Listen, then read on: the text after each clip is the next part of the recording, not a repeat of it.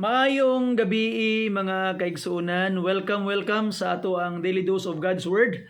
Another night nga kita magkahiusa alang sa pagtuon sa pulong sa atong buhi nga Dios. Sa mga kaigsuunan, ato ang sugdan ang ato ang Bible study for tonight, pinaagi sa usa ka awit. What can wash away my sin? Nothing but the blood of Jesus. What can make me whole again? Nothing but the blood of Jesus. Oh, precious is the flow that makes me white as snow. No other found I know, nothing but the blood of Jesus. For my pardon this I see, nothing but the blood of Jesus. For my cleansing this my plea, nothing but the blood of Jesus. Oh, precious is the flow that makes me white as snow. No other fount I know, nothing but the blood of Jesus. Amen. Thank you for that wonderful song.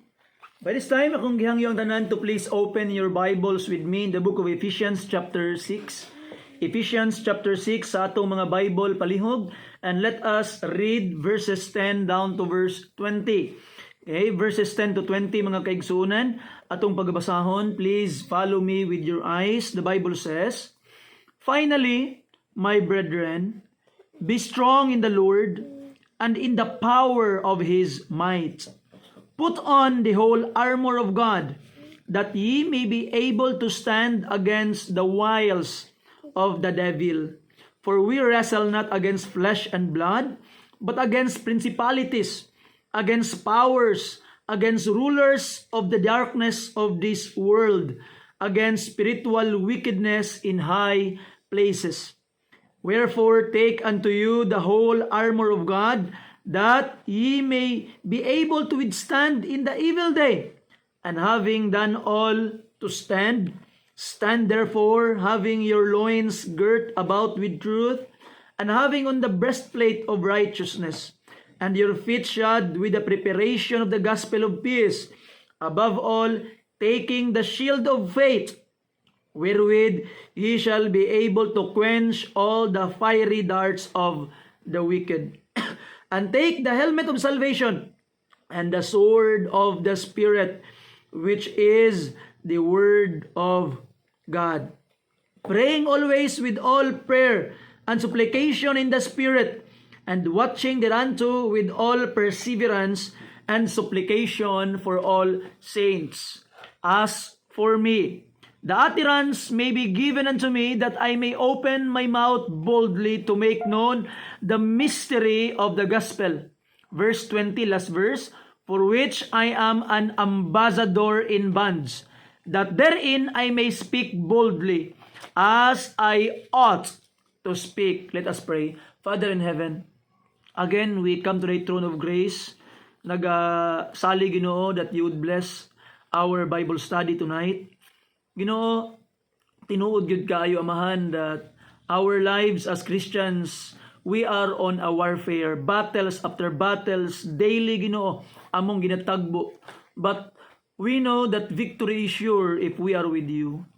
Mo namahan, naghangyo mi kanimo nga sa kanunay kuptan minimo amahan, do not allow us to run away from you. Allow us to stay with you, Ginoo, always matag adlaw sa among kinabuhi. We will be dwelling in you forever, because you are our dwelling place, as Moses had told us.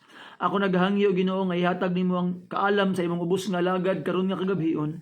Sa ngalan ni Hesus, Among gipangayo kining tanan. Amen and amen. Sa ato ang mga daily bread, mga kaigsuonan, ang ato ang title sa ato ang Bible study is The Fierce Struggle. May 16, The Fierce Struggle. So ato makita ang fierce struggle sa mga Kristohanon karon mga kaigsuonan. So first of all, ato makita nga dunay warfare nga gakahitabo sa kinabuhi sa usa ka Kristohanon. Ako nang ginote kaninyo kaniadto that Christian life is not an easy one because we are not just in a battle, we are in a warfare. Kay kung moingon mong battle mga kaigsuonan, usa ka battle karon humana. Pagkaugma humana, magsugod karon pagkaugma humana. But warfare means battle after battle after battle sa atong mga kinabuhi. Now in our lives as Christians mga kaigsuonan, it is truth nga kanunay gidtang mag-atubang og battle after battle sa ato ang mga kinabuhi. And sometimes we think that we already secured victory because of some victorious things nga nahitabo sa atong kinabuhi, and we find ourselves in some time in the future nga naanapod, cast down na pod. Na ato makita nga di kita angay magkumpiyansa. That's why the Lord through the Apostle Paul told us that there is a weapon of warfare nga gihatag sa ato sa Ginoo in order for us to be victorious daily sa ato ang mga kinabuhi. Now in our text, going back in Ephesians chapter 6 verse 10, the Bible says, "Finally, my brethren," look at this, "be strong in the Lord and in the power of His might." Now first observation ato makita mga kaigsuonan that it is very, very dangerous to be a weak Christian. Higala igsoon, if you are a weak soldier, ato makita nga dako gyud puruhan nga ikaw gyud ang pinakaunang mahimong casualty sa usa ka gira. And if we are honest enough to admit it, nga kita pod mga weak kita nga mga katawhan, we are weak people mga kaigsuonan.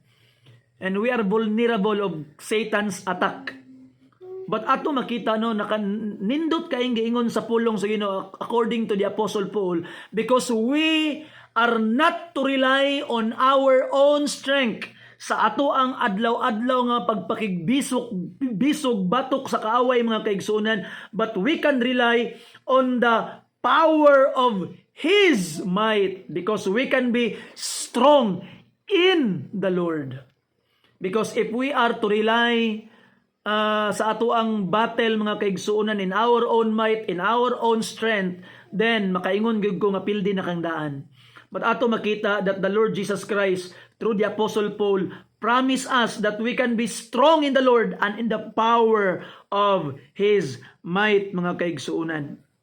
You see? So atong makita by the grace of God, murilay ta sa iya. Sige lang manggudtang salig sa atong mga kaugalingon. We must start relying to God. Now, second observation in verse 10 mga kaigsuonan, atong makita, wala nagsaad ang Ginoo that He will remove you from battle. Wala nagsaad ang Ginoo that He will remove you from the warfare of your life. He promised to strengthen you and to provide what you need.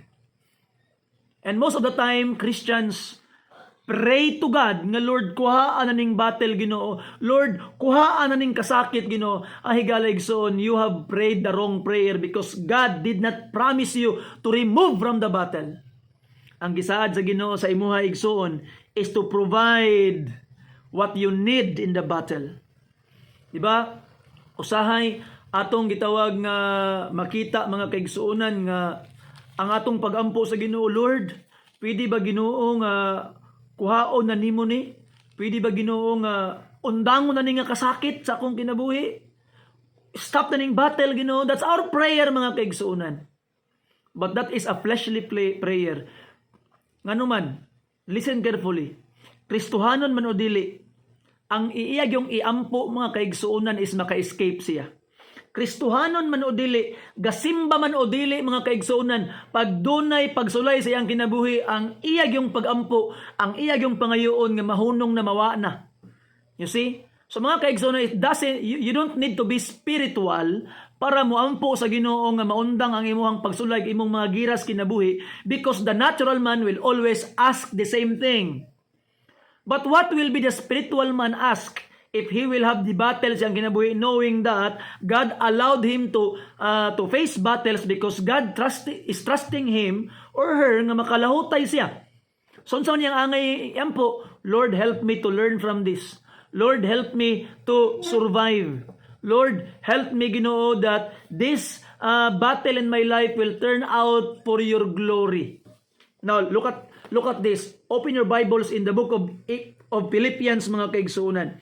Philippians chapter 1 sa verse 12. Danawa ang observation ni Apostle Paul sa iya mismong mga kasakit sa iyang kinabuhi. Now, look at this. Philippians chapter 1 verse 12. But I would, ye should understand, brethren, that the things which happen unto me. And what happened to Paul? Grabing mga kasakit yang nagian, shipwreck, gapatyon siya, gibato siya, a lot of horrible things. Ano pa niya? Which happen unto me, have fallen out rather unto the furtherance of the gospel. And look at that. The battle in the life of the Apostle Paul, mga kaigsuunan, turned out for the glory of God. So, I hope nga imo nang ma-understand sa imong kinabuhi Kristohanon. And if you would understand this, imo ning ma-absorb sa imong hunahunag, sa imong kasing-kasing, you will have different outlook in life. Dili na kasigilik-ramo nganong inani man ang pagsulay, inani man ang kinabuhi. Why? Because you know that God did not promise you to remove from the warfare and to the specific battle you are on today. But He promised to provide the strength for you para mulahutay. And then turn out, at the end of the day, you will magnify and glorify His name. Tanawa gani ang sugo sa Ginoo sa ato in James chapter 4 sa verse 7, mga kaigsuunan. James chapter 4 verse 7, ingon pa ang pulong sa Ginoo, submit yourselves therefore to God, resist the devil, and he will flee from you. You see, resist. Sukli ang devil, mga kaigsuunan, og siya mulakaw, musibat gikan kanimo. And we praise and thank the Lord for that. Nganong sukla na to ang kaaway, nganong makasukol man ta, because God provided you the weapon that could secure victory against him. Mauna, because you can secure victory against Satan, mga kaigsunan. Nag-ingon ang Ephesians chapter 4 verse 27, neither give place to the devil. Do not give place to him. Ay na siya tagaig chance. Ngano man, pildi na siyang daan. If and only if you would secure the weapon nga gihatag sa Ginoo sa imuha. Munang sa verse 11 in our text, chapter 6 verse 11, put on the whole armor of God, that ye may be able to stand against the wiles of the devil. So mga kaigsuunan, the only reason we can stand against the devil is because we put on the whole armor of God. Without putting on the whole armor of God, mga kaigsuunan, then atong makita nga pildi kang daan. And remember this, the devil is a real person. Kung unsa ka tinuod, ako karon nga naa, ang imong mga kaigsuunan nga naa, kung unsa sila katinuod, inana pod katinuod ang devil, mga kaigsuunan. He will attack anytime. And I know, di ba? The moment you plan to do good, ma-realize yung mga tinuod yun ang devil. Every January, New Year's resolution, mga kaigsuunan, kada tuig na lang maurag gihapon imong New Year's resolution, ngano matintal gyud ka. Every day nga moingon ka, mulikay na kong pagpakasala, higala igsuon, bugat kaayo. Ngano man? Because the devil is real.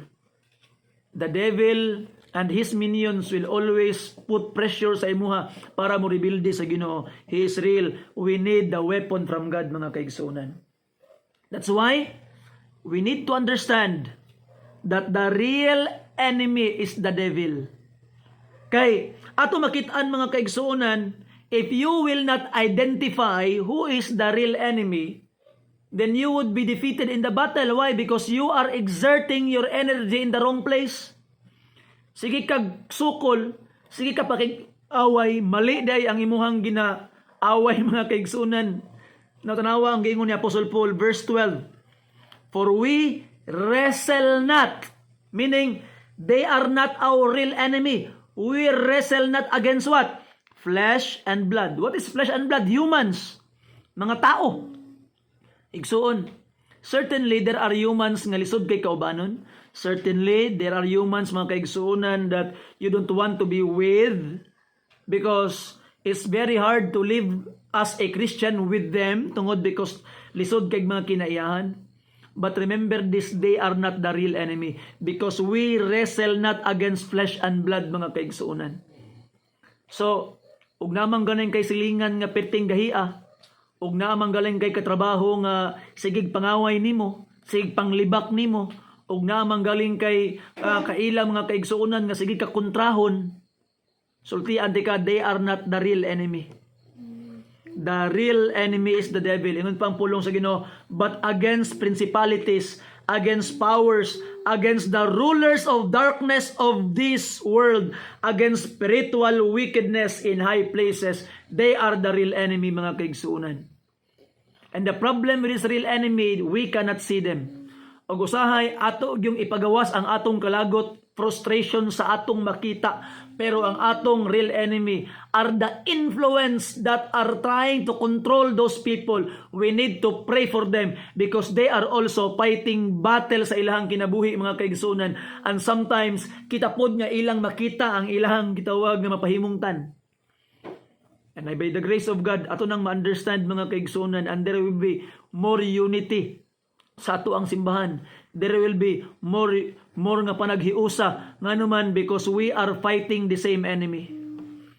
And sometimes because Christians are trying to attack each other, trying to think that other people are the enemies, that's why mga kaigsuonan gakapil dito sa tunggira batok sa kaaway. You see, within your family members is not your enemy mga kaigsuonan. Together we must fight against the devil. And the devil is not happy when I told you this tonight. Kay dili siya gusto og pamilya nga nagakahiusa, dili siya gustong simbahan nga nagakahiusa mga kaigsuonan. That's why he will really attack. Now, kung tanaw nimo ang pulong sa Ginoo, di ba? Romans chapter 12 verse 18, if it is possible, live peaceably with all men. Ingon pang pulong sa Ginoo. So we must live peaceably with all men. People are not our enemy. There are certainly mga mas grabe pa nga kalaban against them. Our enemy are the devil and the principalities, the powers of this world. And we need the power of God in order to defeat this kind of enemy sa atong mga kinabuhi, mga kaigsuonan.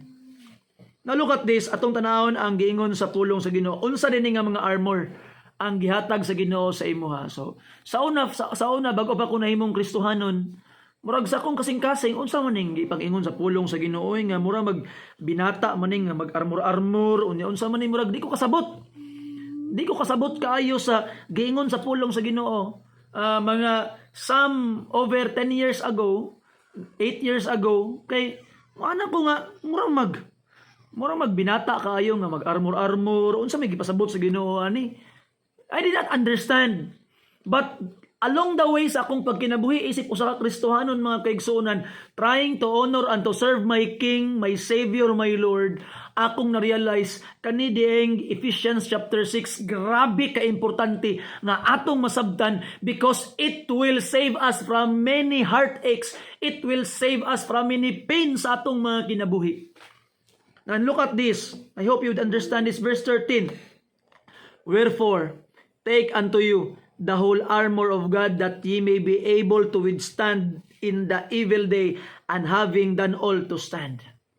You will not be able to stand unless you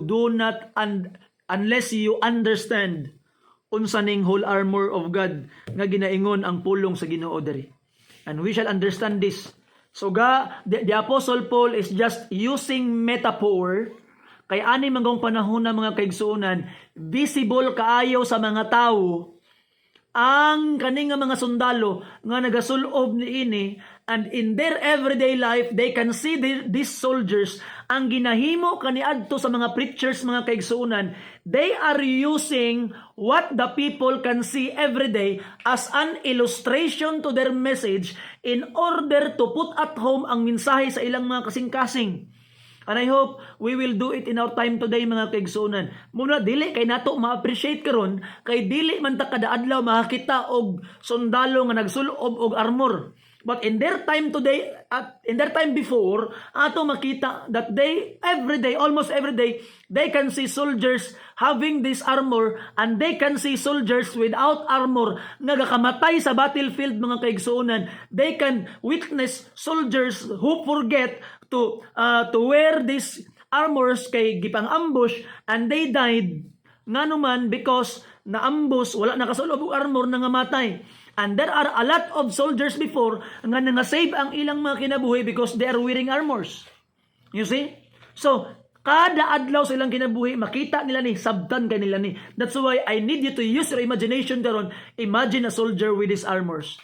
And let us try to understand what does the Apostle Paul mean sa diya nga paghimo niya ani nga armor as a metaphor of what he wanted to communicate sa mga katawhan. Now look at this. The Bible says in verse 14, this is the first. Stand therefore having your loins girt about with truth. Loins girt, bakos.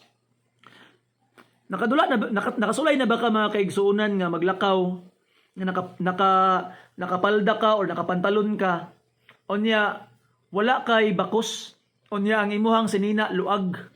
Di ba dili ka komportable, murag mahubo perminti ang imuhang kuan. There will be ang sundalo, mga kaigsuonan, nga walay bakos, pwedeng mamatay sa gira nga naman, dili niya ma-exert ang tanan niyang effort sa warfare tungod kay loose ang iyang sinina, wala siya bakos.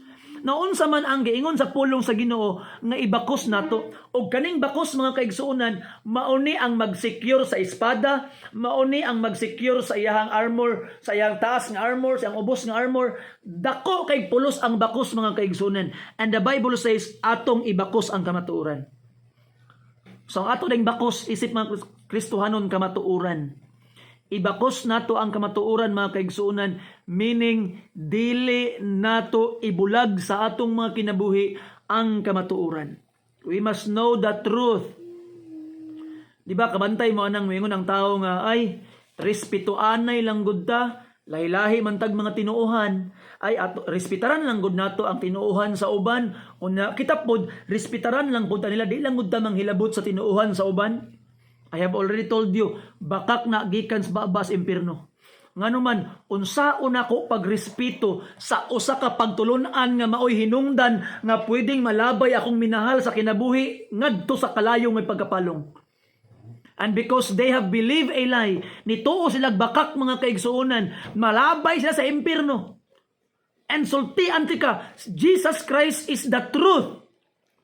And He proclaimed the truth. He Himself is the truth. Sa ato pa, you don't need to respect lie. You must uphold truth. Kung imo karong respetaran ang bakak, mga kaigsuonan, kalaban ka ni Jesus Christ. You're an enemy of the Lord Jesus Christ. Why? Because He is the truth. You see? So ay magtuwa nang gitawag nga respetaran lang natong ilahang pagtuo. No. Atong ipa-uphold ang kamatuoran, mga kaigsuonan. Musugot ba ka sa ilang pagtuog, bakak mga labay sila sa impierno without you telling them the truth? Of course not. Don't get me wrong, we need to respect people. Atong respetaran ang tao. We respect people, mga kaigsuonan. But if they are teaching lies, we do not respect their message. We only uphold the truth. We are called to fight against lies. We uphold the truth. Ibakos ang kamatuoran, mga kaigsuonan. I hope imo na nasabtan. It's very, very important. Now, another armor that ye may be able to verse 14. Stand therefore, having your loins girt about with truth, and having the breastplate of righteousness. Breastplate of righteousness. Ang breastplate, ang iyang gitawag nga ginaprotektaran is ang kasing-kasing. Now, ingon pa ang pulong sa Ginoo, breastplate of righteousness. So unsa kuno ang nagaprotektar sa kasing-kasing? Righteousness. Pagkamatarong. Kabalo kaigsoon, ang Kristohanon muhunong sa pagpangalagad sa Ginoo because of lack of righteousness. pananglitan karon nakasala ka. Nakahimo kag dili maayo atubangan sa Ginoo. Unsa may ingon sa yawa sa imuha, unsa may ingon sa devil sa imuha. Huy, angayan ba bakang mag-serve sa Ginoo nga mao na imong binuhatan? Uy, angayan baka nga mao na ang imuhang gitawag nga kinaiya unya magkanta-kanta kag choir? Uy, angayan baka nga magitawag nga moadtog simbahan karon nga bag-o lang ka kasala? You see?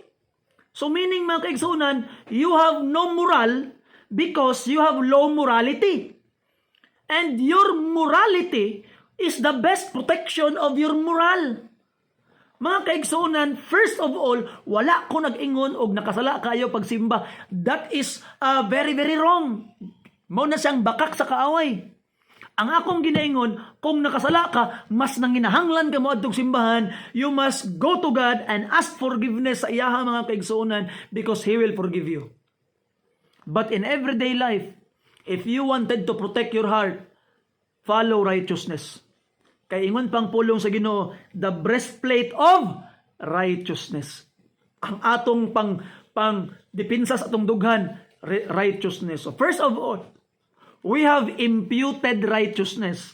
Sa dihang nagtuog, nagsalig ka kang Kristo Jesus nga imong manluluwas, ang iyang pagkamatarong gihatag sa imuha. So the righteousness of Christ is imputed unto you. When the Father look at you, He cannot see your sins, but He can only see the righteousness of Christ imputed unto you. But kana nga righteousness nga nadawat nimo mga kaigsuonan, samtang buhi pakas kalibutan, the Holy Spirit will help you to have experiential righteousness. Kanang righteousness from Christ nga imong naangkon, day by day, through sanctification, tabangan kas bala ang Espiritu nga ma-experience nimo ug ma-apply nimo sa imong kinabuhi. You see, and you will have assurance. No ato makita, breastplate of righteousness. Maningkamot nga makahimo tag matarong nga mga butang. O kung makasala manggaling ka, ayaw pagpailad sa yawa, nga dili ka muadtog simbahan, dili ka mga lagad, tungod kay nakahimo kag dili maayo atubangan sa Ginoo. Sultian ti ka, pag nakasala ka, mas nanginahanglan kas Ginoo. Di ba? Unsa may tawag na sa church, di ba? Church is not a gallery for saints, but a hospital for sinners. Tanawa ha? Church is a hospital for sinners. Now listen carefully. Ato ang hunahunaon ang hospital mga kaigsuonan sa kalibutan. Kinsa man ang pinakaangayan nga moadtog hospital, katong mga nagsakit. You see? Katong mga nagsakit. So you see? So pag nay na disgrasya, nay nagsakit, ato yung dalon sa hospital. Now karon mga kaigsuonan, church is hospital for sinners man kaha. Ang sakit sa tao sala. Our most grievous sickness is our sin. Kung nakasala ka, meaning nagsakit ka nganong di man ka moadtog simbahan. You see the lie of Satan there? Kung nakasala ka, maingon si Satan, ayaw adtog simbahan kay nakasala ka. Nga nagsakit ka kay nakasala ka, meaning mas nanginahanglan ka sa ospital, mas nanginahanglan ka sa panabang sa Ginoo, mas nanginahanglan ka sa healer nga si Jesus Christ. That is why you need to go to church more and worship. Why? Because you are sick. Nakuha nimong punto. You see? So I hope atong nakita ang bakak sa kaaway o di na ta magpailad sa iya mga kaigsuonan. Another one, di lang kay breastplate of righteousness. Verse 15, and your feet shod with the preparation of the gospel of peace.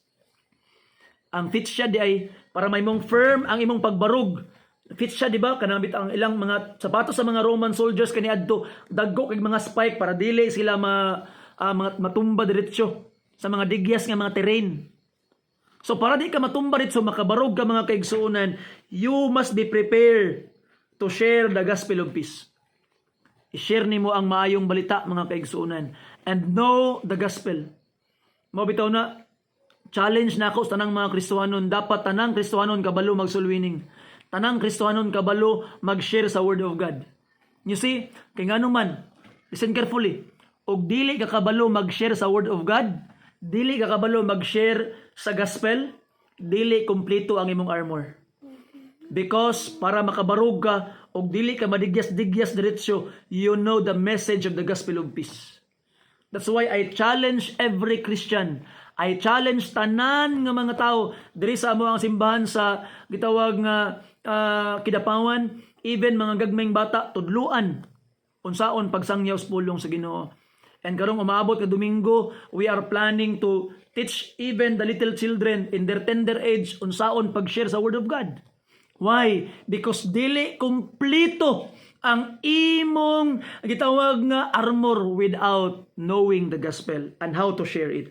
Another one mga kaigsunan, above all, taking the shield of faith, wherewith ye shall be able to quench all the fiery darts of the wicked. Shield of faith. Ang ato dayang depensa pagtuo. Kung kanang imong pagtuo mga kaigsunan mo nang pinaka number 1 gusto gubaon sa kaaway. Pero kana pod nga pagtuo mao na ang gusto sa Dios nga i-cultivate sa imong kinabuhi because you can survive through faith. By faith mga kaigsunan you can survive. Namoy na notice one of the things nga dapat itong manotice mga kaigsuunan adtong mga armor nga gihatag sa Ginoo sa tuwa. Another one ingon pa niya, take the helmet of salvation. So assurance of salvation dapat kabalo ka sa imong kaluwasan in verse 17. You see?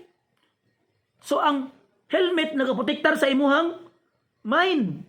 So usahay ang tao malibog ang iyang mga utok nga naman wala siya assurance sa iyang kaluwasan. And if you need to be assured sa imong kaluwasan mga kaigsuonan, ang pangutana, how to be assured? Pinaagi kung unsa imong kinabuhi karon. You see? Kung nagpadayon ba kag tuo karon, tinuod ang imong pagtuo adtong pagdawat imo kang Ginoong Hesus if until today nagatuo gyapon ka because the Bible says that just shall live by faith. You see? So mga kaigsuonan, nahigugma ka ba sa 1 John? Unsa man ang mga test of assurance ni John the Beloved? Nahigugma ka ba sa mga kaigsuonan? Nahigugma ka ba sa church? Nahigugma ka ba sa Ginoo? One of the best tests if you are already have passed from death unto life according to 1 John chapter 3 verse 14.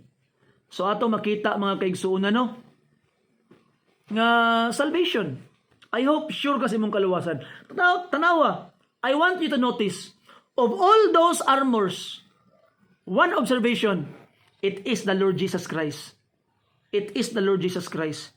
Kinsa man mga kaigsuonan ang truth, the Lord Jesus Christ.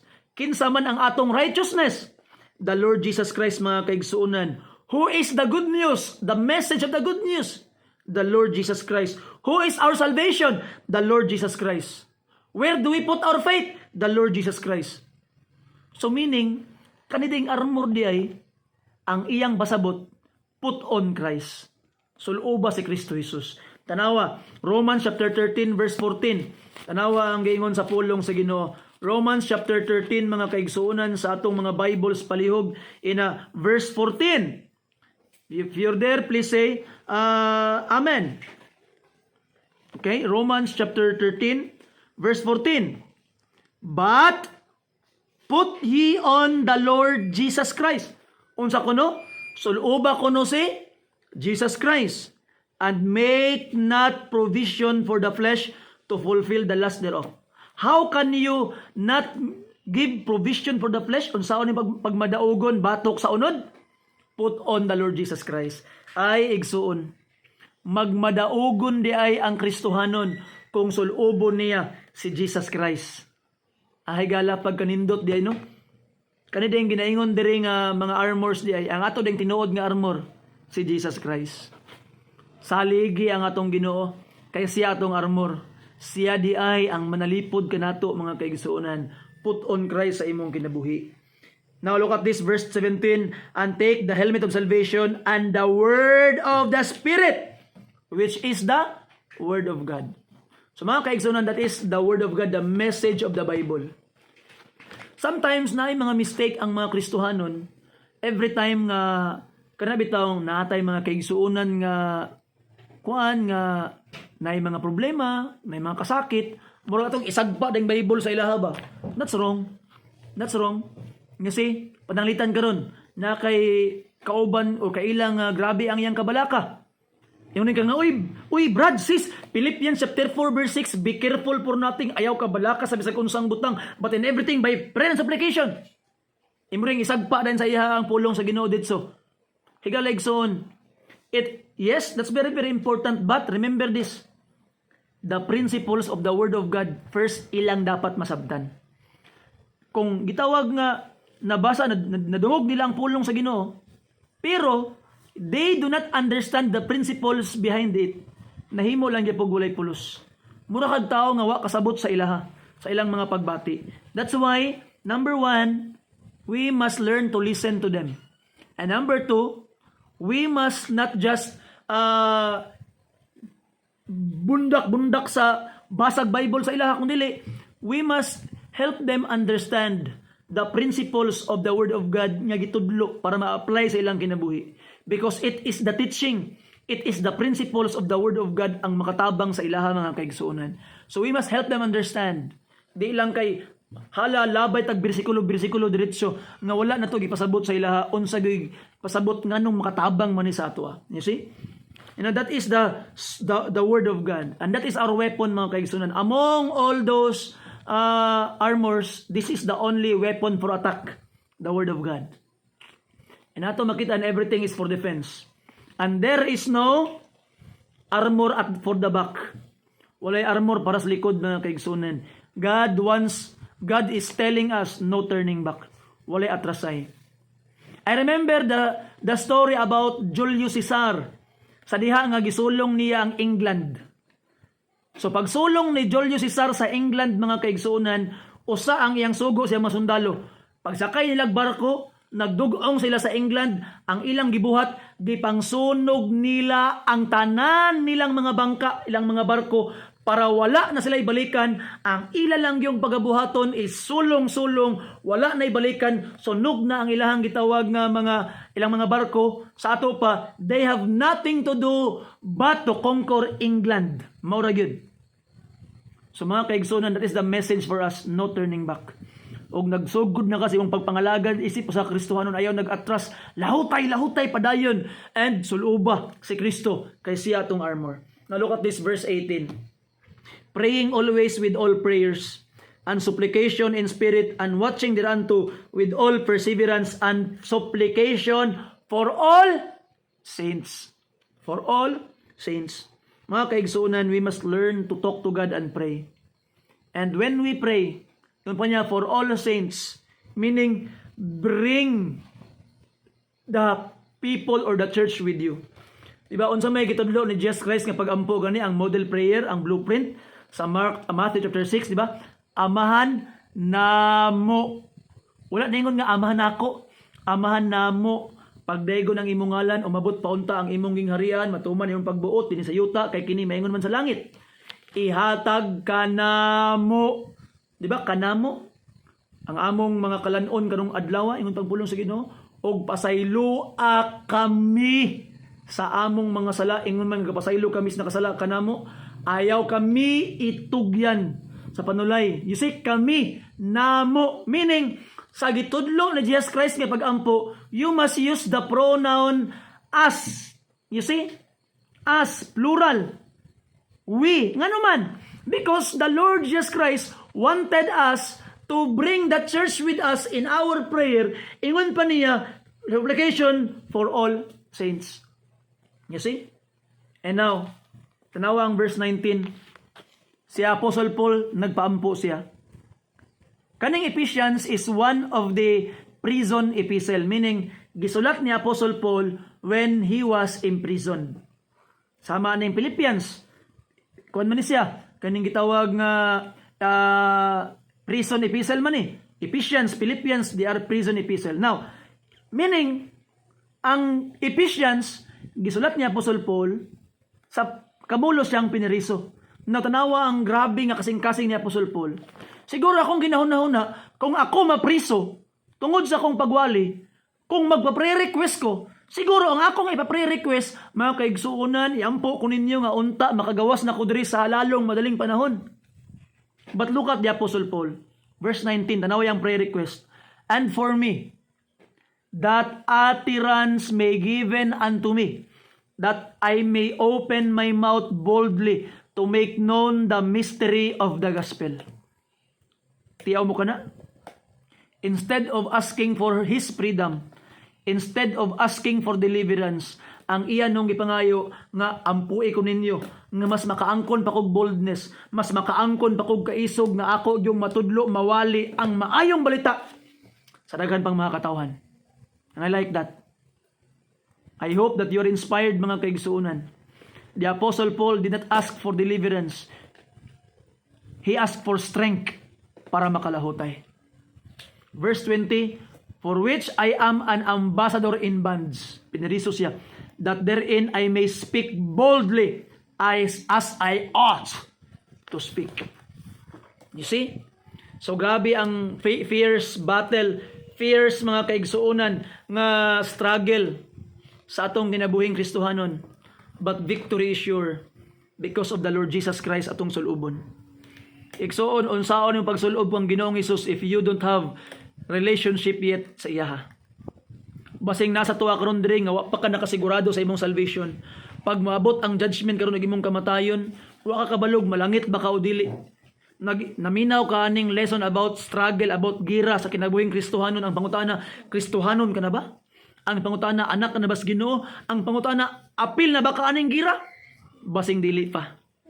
Basing apil bakas kaaway kay kampon pa ka ni Satan, you are not yet saved. Igsuon, you can be saved today. Namatay si Jesus Christ tungod sa imong mga sala, gibayaran niya dito sa cross. Ang imong angay buhaton karon pag hinulusol na sa imong mga sala. Og ibutang imong bugos kay pagsalig kaniya nga ay ang gihimo dito sa cross, igo alang sa imong kaluwasan. Siya namatay gilubong og nabanhaw para ikaw matarungon. Og buhi siya karon. Og imo siyang tawgon, Lord Jesus, luwas ako, luwason kaniya. I hope by the grace of God, be saved today. Duol kang Ginoong Hesus kay luwason kaniya. Usa ka awit alang kanimo. Set my soul on fire, Lord, for thy holy word. Burn it deep within me. Let your voice be heard. Millions grope in darkness in this day and hour. I will be your witness. Fill me with thy power. Set my soul afire, Lord. Set my soul afire. Make my life a witness of thy saving power. Millions grope in darkness, waiting for thy word. Set my soul afire, Lord. Set my soul afire. Set my soul afire, Lord, in my daily life. For too long I've wandered in this day of strife. Nothing else will matter but to live for thee. I will be your witness as you live in me. Set my soul afire, Lord. Set my soul afire. Make my life a witness of thy saving power. Millions grope in darkness, waiting for thy word. Set my soul afire, Lord.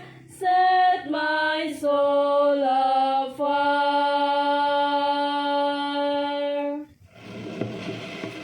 Amen. Salamat sa mga pag-awit. And if you have any prayer request mga kaigsuunan, you can send in your prayer request, PM sa kuang account. And I would love to include you in our prayers. And by this time, let us close our Bible study, pinagi sa pagampo. Diyos Amahan, dalaygon ka sa walay katapusan. Salamat Ginoo because nakita gid nimo Amahan among struggle in this warfare, and every day we are facing specific battles among kinabuhi. But every now and then we are having battles. Tomorrow there are another battle. It's a warfare. Thank you Lord. Kay wa mi nimo gipasagdan. You have provided all the means for us to be victorious. And we just have realized, Ginoo, that our armor is not just a simple armor, but it is the Lord Jesus Christ Himself that we must put on sa among mga kinabuhi. And if He is in us, we put on Him, then we are victorious. Surely, Ginoo. Salamat sa imong kaayo, Amahan. Thank you kay kanunay kay mutubag sa mga pagampo. Bless the people that are listening tonight and use them more for your glory. In Jesus' precious name, ipangayon naman tanan. Amen. And amen. Amen.